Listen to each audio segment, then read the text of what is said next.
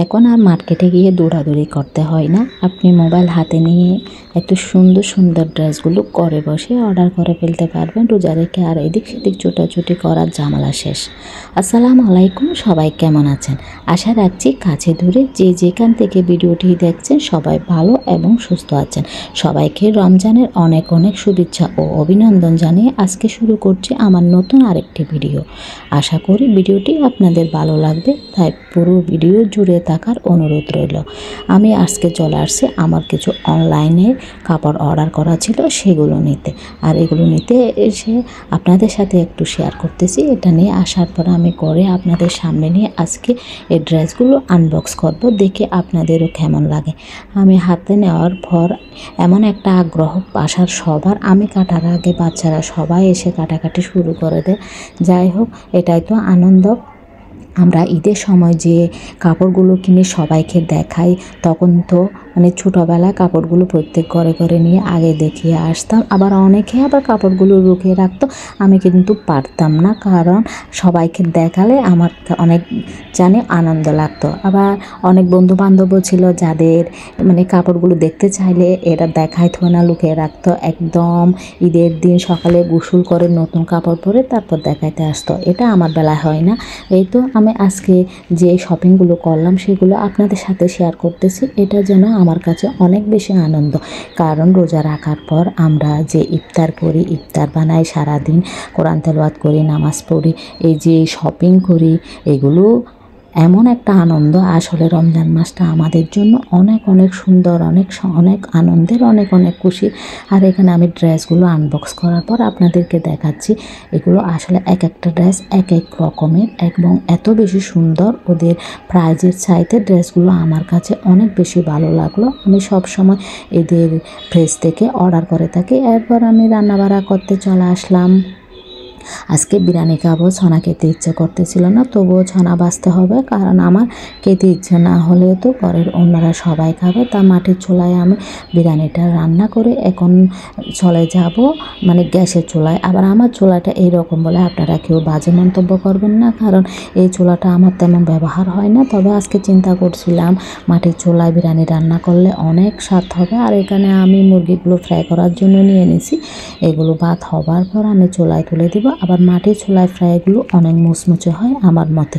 গ্যাসের চুলা চেয়ে রান্নাগুলো যে এত বেশি মজা মাটির চুলায়, সেটা বলার বাহিরে। আমার চুলাটা আমি হয়তো ভালোভাবে লিপে মুছে রাখতে পারি না, কারণ এটার কথা আমি মাঝে মাঝে ভুলেও যাই, বাহিরে থাকে তাই। আর এখানে আগুনটা এমনভাবে সুন্দর জল জল করছিল, দেখে কেমন জানি ভালো লাগলো। আর এত বেশি সুন্দর লাগছে তাই আপনাদেরকে একটু ভিডিও করে দেখাচ্ছি। এরপর আমি চলে আসলাম গ্যাসের চুলাতে। এখানে পেঁয়াজ, কাঁচামরিচ, আদা, রসুন, তারপর সরিষা বাটা, বাদাম, সব কিছু মশলা আমি একসাথে মিশিয়ে এখানে কষিয়ে নিচ্ছি ভালোভাবে। আর সাথে টমেটো দিয়ে দিচ্ছি, একটু খড়ে হলুদ গুঁড়া, জিরা গুঁড়া, তারপর গিয়ে যে ফাঁসমিশাল একটা মশলা, সব কিছু ভালোভাবে কষানো শেষ হয়ে গেলে আমি এখানে ছানাটা এখন ঢেলে দিব।